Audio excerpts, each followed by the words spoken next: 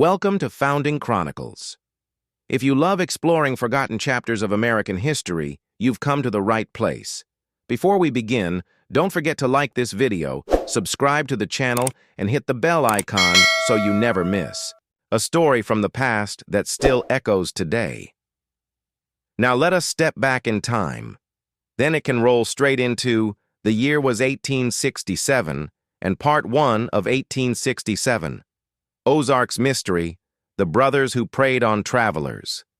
The year was 1867, and the scars of the Civil War still ran deep through the land. Missouri, torn and divided by both Union and Confederate loyalties, was slow to heal.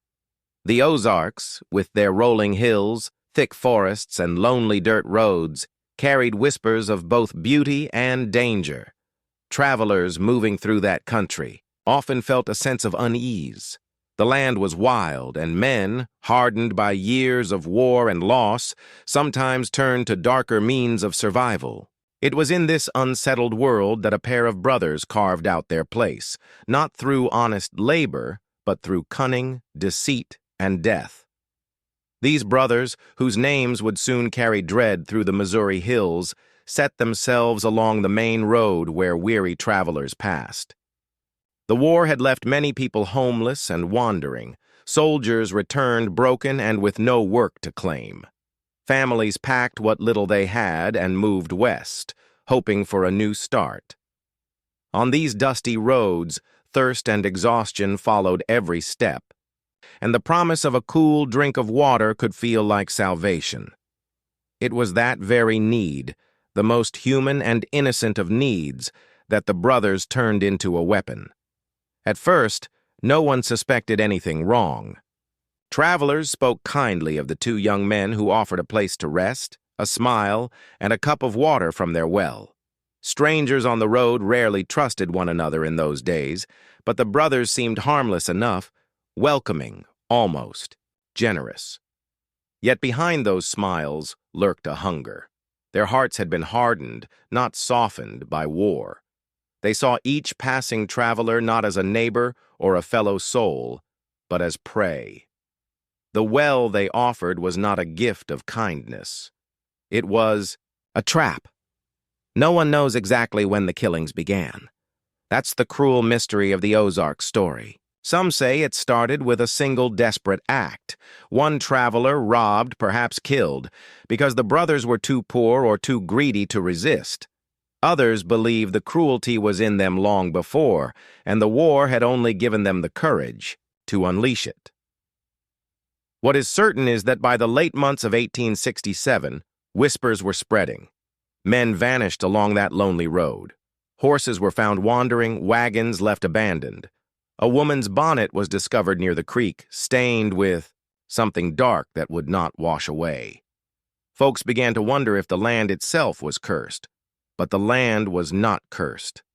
It was the brothers. One autumn evening, a farmer from the next county came riding through, driving cattle to market. He stopped by the brothers' homestead, weary from the road. The men greeted him warmly. They fed him a supper of beans and cornbread. They led him to the well and drew him a tin cup of water. Hours later, the cattle were found wandering near the road, driverless. The man was never seen again. When questions arose, the brothers acted shocked. They shook their heads and said the man had never stopped there at all. They claimed ignorance, swearing that travelers must have been ambushed by bandits or lost in the deep woods. For a while, people believed them. After all, the Ozarks were filled with rough men, deserters, and drifters left over from the war. Anyone could vanish there. But suspicions grew. Other families noticed that the brothers never seemed to lack for money, though they owned little land and did no honest farming. They had good boots when others wore patched ones. They carried pistols that looked newly purchased. A silver watch, once belonging to a missing traveler, gleamed at the wrist of the older brother. Folks whispered, but no one dared confront them directly. The Ozarks were a place where justice was uncertain. Lawmen were scarce, and sheriffs often lived miles away, across rivers and hills. The war had left the region divided, and trust in authority was thin. A man could vanish in those woods, and no one would ever know who to blame. That was the darkness the brothers relied upon. They knew the land gave them cover, and fear kept neighbors silent. Still, stories of the missing grew harder to ignore. Mothers wept for sons who never came home. Merchants wondered about wagons of goods that failed to arrive. A preacher traveling to a nearby settlement disappeared with his horse and Bible, and whispers turned to anger. Folks began to say the road was haunted by evil spirits. Yet in every whispered tale, the same place came up again and again, the old homestead by the road, where two brothers lived, always waiting, always watching. The brothers had perfected their act of hospitality. To some, they were polite young men offering water and a place to rest. To others, they were shadows in the night, dragging bodies into shallow graves. The exact number of their victims would never be known, but the fear they spread lingered for years. Some claimed that the brothers poisoned the water, slipping in powders that made travelers weak and easy to finish off. Others swore they struck their victims down outright, ambushing them when their guard was lowered. However it was done, the end was the same. Men and women vanished, leaving only grief and unanswered questions behind. One story, passed down by families in the Ozarks, tells of a young boy who survived. He had been traveling with his father, a blacksmith moving west. They stopped at the brothers' homestead for water. As his father drank, he grew suddenly pale and fell to the ground. The boy, terrified, ran into the woods. He hid until morning, when he stumbled onto another road and was found by a farmer. Shaking with fear, he spoke of the brothers, of his father's fall, and of the well. But when men returned to investigate, there was no sign of the father's body. The brothers denied it all, swearing the boy must have imagined it. This story spread like wildfire, especially among children who would later whisper it at night by lamplight. Some swore the boy grew into a man who carried the memory of his fathers, murder until his dying day, warning travelers never to trust a smile on a lonely road. Whether every detail of that tale is true or not, the fear it carried was real. The Ozarks in 1867 were full of shadows. Shadows of war, shadows of grief, and shadows of men like the brothers who saw human lives as little more than coin to be taken. They preyed on the weary, the hopeful, the innocent souls moving westward, chasing a better tomorrow. But their tomorrow never came. It ended in the brothers' well, in the dirt of shallow graves, in the silence of the hills. And yet, though suspicion grew, justice did not come quickly. Too many were afraid. Too many looked the other way. The brothers grew bold, certain the land itself protected them, certain the silence of neighbors was as strong as any wall. But silence cannot last forever. Every crime leaves behind whispers, and whispers, if carried far enough, can turn into voices that demand reckoning. As the year drew to a close, the ground grew colder, the nights longer, and the mystery of the missing weighed heavier on every settlement in the Ozarks. Something was coming. Whether it would be justice, vengeance, or yet another disappearance, no one knew. But the brothers did not know that their faces, once thought of as friendly, were now spoken of with fear. They had set themselves on a path that could only end in blood, whether their victims or their own.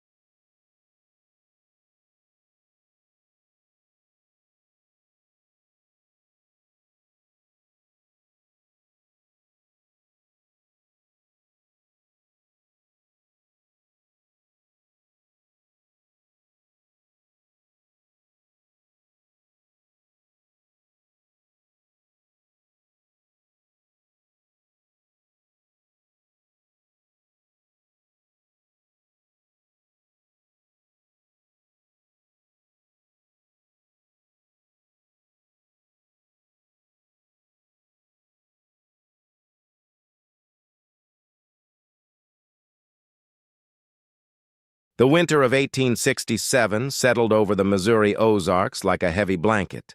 The hills grew stark and bare, their branches stripped of leaves, and the roads turned hard under the frost. For most families, the cold months were spent huddled around, stoves, repairing tools, patching clothes, and waiting for spring. But for travelers, those souls still making their way west, the roads were lonelier than ever. Food was scarce, shelter even scarcer, and every mile carried risk. And on that lonely stretch of road, the brothers still waited. The war had ended 2 years before, but the land had not healed. Neighbors eyed one another with suspicion. Many homes bore scars of raids and burnings. Families were split apart, with brothers who had once fought side by side now buried under different flags. In the quiet of winter, those wounds felt sharper. And in that air of distrust, the brothers' crimes continued to slip through the cracks. By now, the whispers had become harder to ignore. Farmers driving wagons would talk about the cursed road. Mothers would warn their children to stay far from the brothers' homestead. When riders passed the well, some would not even look toward it, afraid that catching the eye of one of the brothers might invite trouble. Fear had grown, but still, no one stepped forward with proof. The strange thing was how ordinary the brothers appeared in daylight. To meet them on the road was to see two young men who seemed no different from any other settlers. They dressed in rough homespun clothes, boots worn but kept in good shape.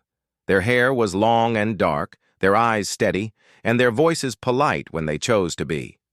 They could charm a weary stranger into lowering his guard, into believing he had found safety instead of danger. It was that disguise of normalcy that made their crimes all the more terrifying. Some said the older brother had always been the leader, the one with the sharper tongue and quicker mind. The younger followed close, his loyalty stronger than his conscience. Together they seemed bound not only by blood, but by a shared hunger, a thrill in what they did. Whatever goods they took, money, watches, boots, sometimes even whole wagons, they used just enough to keep themselves comfortable. The rest disappeared, traded quietly, hidden in the woods, or buried in places no one would ever find. One of the most chilling tales from that winter came from a trapper who passed through the Ozarks. He had been traveling alone, carrying pelts to sell. He later told how he had been invited to the brothers' homestead for water. Something about their eyes, though, something he could not put into words, set him on edge. He took the water but only pretended to drink it, pouring most out when they weren't looking. That night, while he pretended to sleep in their loft, he heard the creak of footsteps, slow and deliberate. He swore he saw the glint of steel in the faint light of the fire. His hand went to his rifle, and by some mercy he did not hesitate. With a roar, he leapt up, rifle in hand, and the brothers froze. He did not stay to see what came next. He fled into the night, leaving behind his pack and half his pelts. But he lived. When he later told his story in the nearest town, the listeners shook their heads. Some believed him, others thought him drunk or exaggerating. But the seed of fear grew stronger still. It was not only men who vanished.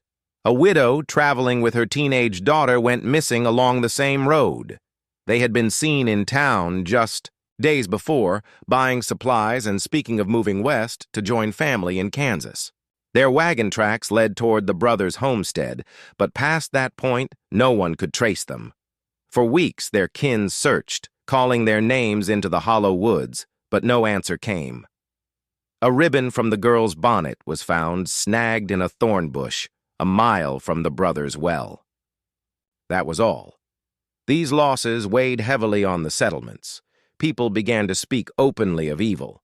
Preachers warned from pulpits that the land was sick with sin, that the blood of the war had tainted men's hearts. Some swore the devil himself walked the road in the guise of the two brothers.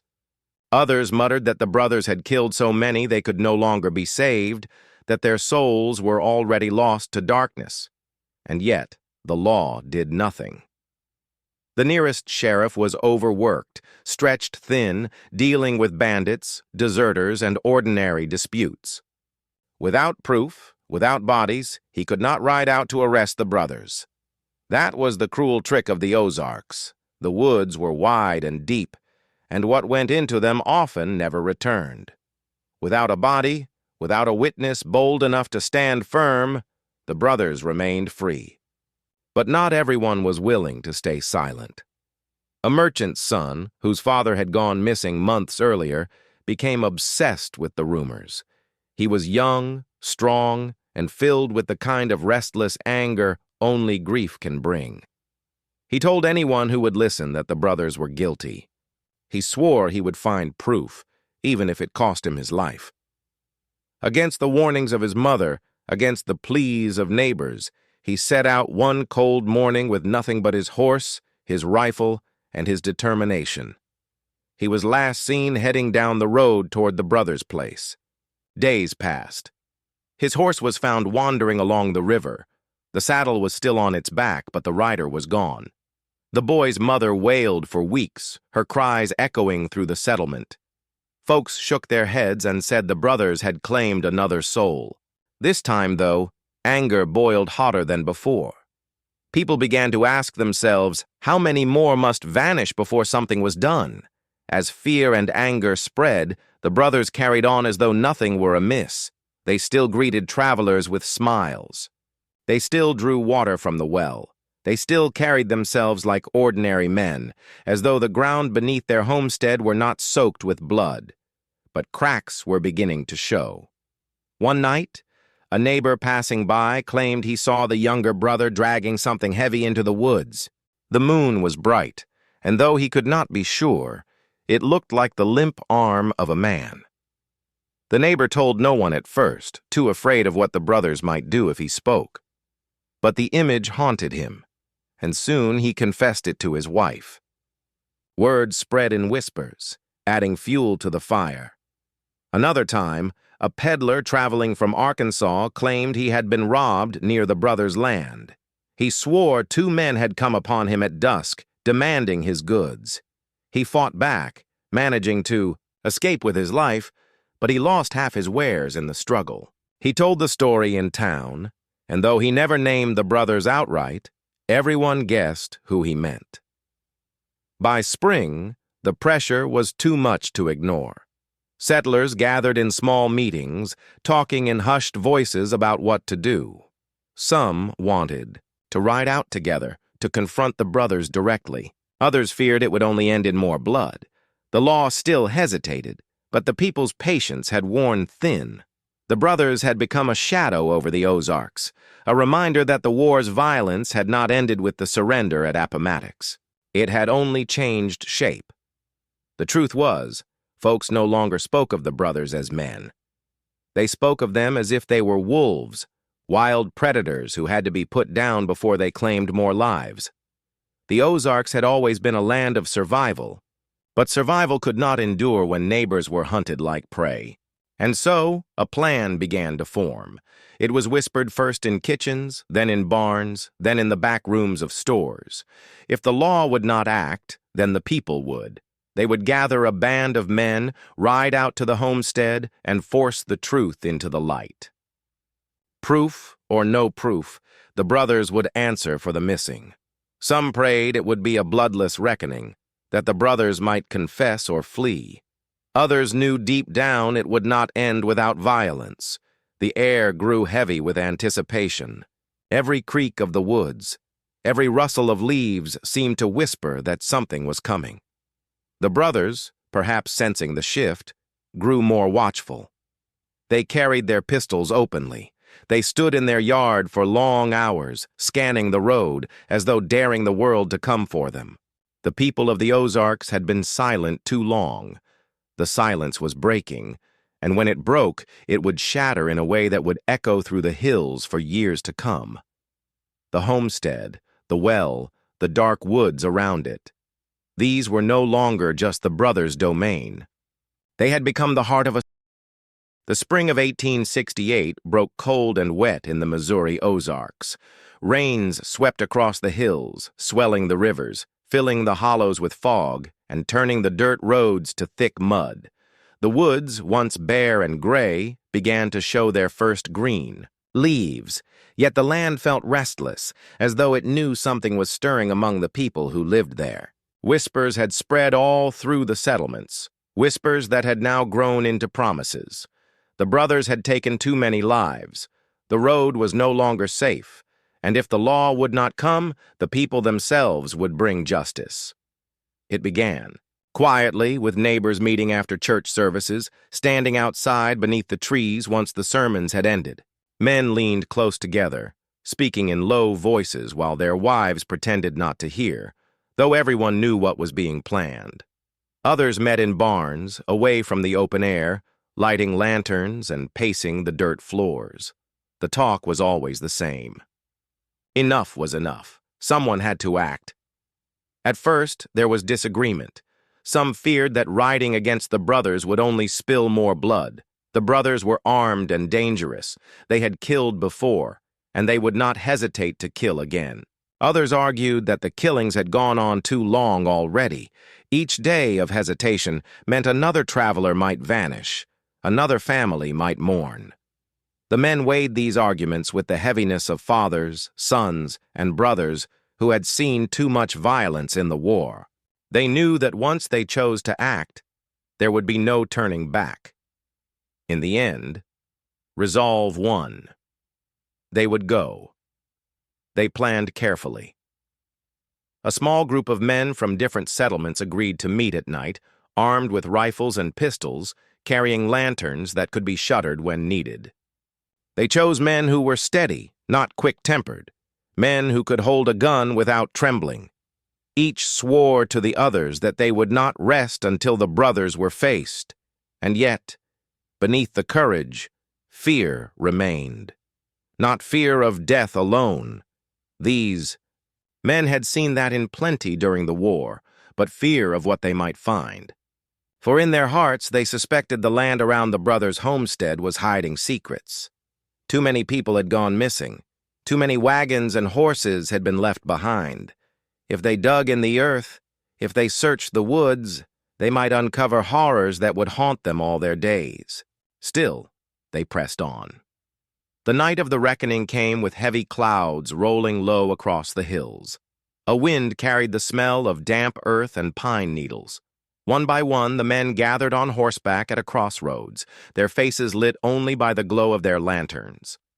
No one spoke much. They simply nodded to one another, checked their weapons, and turned their horses toward the brothers' homestead. The ride was long and silent. The only sounds were the creak of saddles and the steady clop of hooves on the muddy road. Some of the men gripped their rifles so tight their knuckles turned pale. Others prayed under their breath. Every mile brought them closer to the place that had grown like a shadow in their minds. At last, the homestead appeared through the trees. A squat, weathered house sat on a rise above the road, its shutters closed, its chimney cold. The well stood near the front, dark and deep. The brothers' barn leaned against the slope, its door hanging slightly ajar. No light shone from within the house. It looked abandoned, as though no one had lived there for years. But the men knew better. They dismounted quietly, tying their horses to trees. Lanterns were shuttered and rifles were raised. For a long moment, they stood listening. The woods around them creaked and whispered. An owl called in the distance, but from the house, there was nothing. Finally, the sheriff, who had joined them at the last moment, his conscience heavy with guilt for waiting so long, stepped forward. He called out in a firm voice, "Brothers, come out and answer for yourselves." Silence. The men shifted uneasily. Then a flicker of movement. The curtain in the window twitched. A shadow crossed the glass. Inside, someone was listening. The sheriff called again, louder this time. "We know what's been happening. Too many are gone and too many signs point here. Come out and speak before we're forced to come in." For a moment, nothing. Then, the door creaked open. The older brother stepped into the doorway. His face was calm, almost amused. as though the sight of a dozen armed men pointing rifles at his house was nothing more than a curiosity. "Evening, gentlemen," he said, his voice smooth. "What brings you to my door at this hour?" No one answered at first. The sheriff raised his chin. "You know why we're here. Travelers go missing on this road, families torn apart, and it always leads back here." The older brother smiled faintly as though at some private joke. "You think me and my kin have anything to do with that? These hills are wide. Bandits roam them, same as deserters and drifters. Could be anyone, but not us. We're just poor farmers, trying to make do like the rest of you." The men shifted uneasily. The younger brother now appeared beside the older, his eyes darting nervously. He said nothing, but his hand rested on the butt of his pistol. The sheriff's voice grew sharper. "We've had enough lies. Folks have seen what you carry, goods that belong to the missing, horses, wagons. A boy told how his father dropped dead after drinking from your well. Too many signs, too many graves." At the mention of graves, the men tensed. The sheriff had spoken the word aloud, the word they all feared. The older brother's smile faltered. For a moment, his eyes flashed with something darker, something cold. Then he laughed, a short, bitter sound. "You got no proof," he said. "You got nothing but stories and gossip. You think you can march onto my land with your rifles and make us confess? You'll find yourselves mistaken." The men raised their weapons higher. Tension crackled like lightning in the air. It was then that the younger brother moved. His hand flew to his pistol. A shot rang out, deafening in the night. One of the men cried out and stumbled back, hit in the shoulder. Chaos exploded. Rifles thundered. Smoke filled the yard. The brothers fired from the doorway, their figures flashing in the muzzle fire. The men scattered for cover, shouting, returning fire. Bullets tore into the wood of the house, shattering the doorframe. The sheriff roared above the din. "Take them alive if you can!" But in the chaos, mercy was a thin thread. The younger brother fell first. A bullet struck him in the chest, throwing him backward into the doorway. He collapsed, clutching at his shirt, his pistol falling from his grasp. The older brother shouted, dragging him back inside, but the men pressed forward, surrounding the house. "Come out!" the sheriff bellowed. "It's over!" But the older brother was not ready to surrender. Shots continued from the dark windows, forcing the men back. The standoff dragged on, the night filled with smoke, shouts, and the acrid smell of gunpowder. At last, when his ammunition began to run dry, the older brother's defiance cracked. He stepped into the doorway again, his hands raised, his face pale but still proud. "You think you're heroes," he spat, "but you're fools. You'll never find them all. The woods keep their secrets. The earth hides its dead." The words sent a chill through every man present. The sheriff ordered him seized. Rough hands dragged him from the doorway, binding his wrists. The younger brother lay dead inside, his blood soaking into the floorboards. When the men entered the house, they found it nearly bare. A few scraps of furniture, some clothes, and in a corner a chest filled with trinkets, watches, rings, knives, boots, items that did not belong to any one man but hinted at many. And then came the digging. By lantern light, the men searched the yard and the woods beyond. The earth was soft from rain, easy to turn with shovels.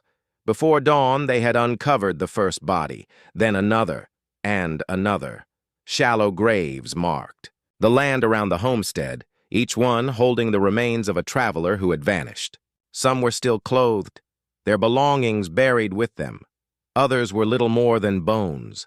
The men worked in grim silence, their faces pale, their hands shaking. Each grave they uncovered was another weight on their souls. By sunrise, the truth was undeniable. The brothers had killed many, more than anyone had guessed. How many in total would never be known, for the woods stretched wide and deep, and not all graves were found. But enough had been uncovered to paint the picture clear. The sheriff stood. Over the bodies, his hat in his hands, his face gray with sorrow. "God forgive us," he whispered. "We should have acted sooner." The men said nothing. There was no comfort to give. The older brother was dragged to the nearest jail, bound and beaten, his face set in silence. He never confessed, not in full. But he didn't need to. The graves spoke louder than words. The Ozarks, once haunted by whispers, were now heavy with truth. The brothers had turned kindness into a trap, had turned water into death, and had preyed on travelers as though they were no more than cattle to be slaughtered. But though the people had acted, though justice had begun, the ride to the jailhouse was long, and though the older brother was bound hand and foot, he held his head high, as if the men surrounding him were nothing more than farmers carrying out a chore. His clothes were stained with his brother's blood, and his face carried the soot of gunfire, yet his eyes were steady. Now and again he even smiled, a thin, unsettling curl of the lips that made the hair on the men's necks stand up. The people in the settlements waited with bated breath. News spread like wildfire. The brothers had been stopped, the graves had been found, and one still lived to face judgment. Mothers clutched their children tighter as the stories poured in, and old men shook their heads, saying it was the darkest thing they had ever seen since the war. The jail itself was nothing, more than a squat stone building with iron bars, but to the people of the Ozarks, it felt like a fortress. Crowds gathered outside, staring through the windows, hoping for a glimpse of the man who had haunted their roads. Some cursed him. Others spat on the ground when his name was spoken. A few, uneasy and trembling, whispered that men like him carried curses, and to look too long into his eyes was to invite darkness into one's own soul. Inside the cell, the older brother spoke little. He refused to answer the sheriff's questions. He denied nothing, but confessed nothing either. When pressed, he would lean back against the wall, close his eyes, and mutter, "The woods keep their secrets." The trial was set for summer. Folks came from miles around to witness it. Farmers left their fields untended for the day. Women packed baskets of food and brought their children. It was not just a legal proceeding, it was an event, a reckoning for years of fear. The courthouse was packed so tightly that men stood shoulder to shoulder, and the heat of July pressed down on every face. The judge, a stern man with a gray beard and tired eyes, presided with the weight of the whole community on his shoulders. Witnesses were called: the trapper who had fled in the night, the farmer who had seen a shadow dragged into the woods, the families of the missing who wept openly in the courtroom. The sheriff testified about the graves, describing each one, his voice breaking more than once. When the chest of stolen goods was brought forward, the crowd gasped.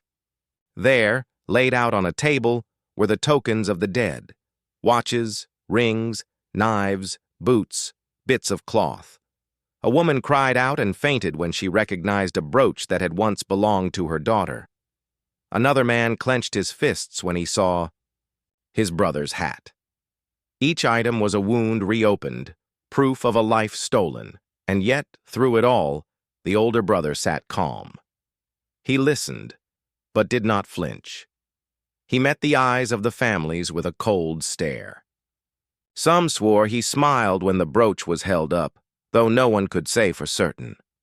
When his time came to speak, he rose slowly. The room fell silent. "You call me a monster," he said, his voice low but steady. "You call me a killer. But what am I, if not a mirror of what this land has become? You think the war ended when the guns went quiet? No. It lives on. It lives in me. It lives in all of you. I did what I had to survive. The road gave me what I took, and the earth swallowed what I left behind.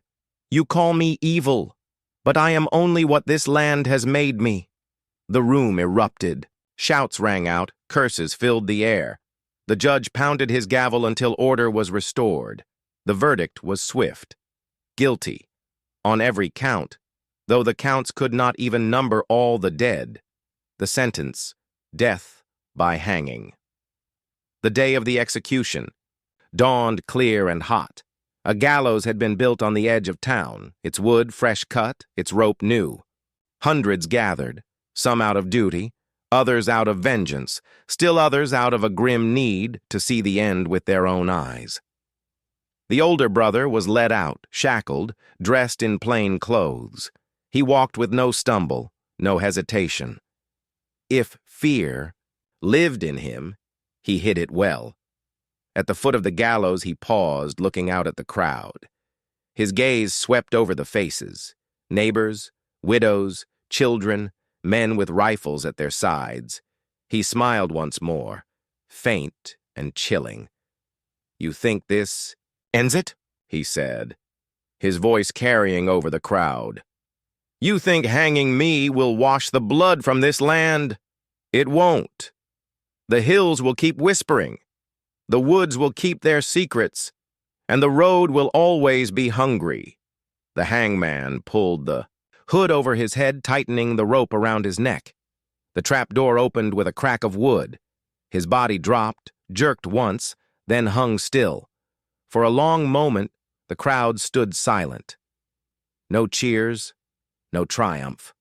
Only a heavy quiet, as though the land itself was holding its breath. Then, slowly, people began to drift away.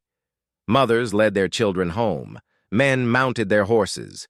The gallows stood empty against the bright sky. But though the brother was gone, the shadow of what he had done remained. Families still mourned, the ones who would never return.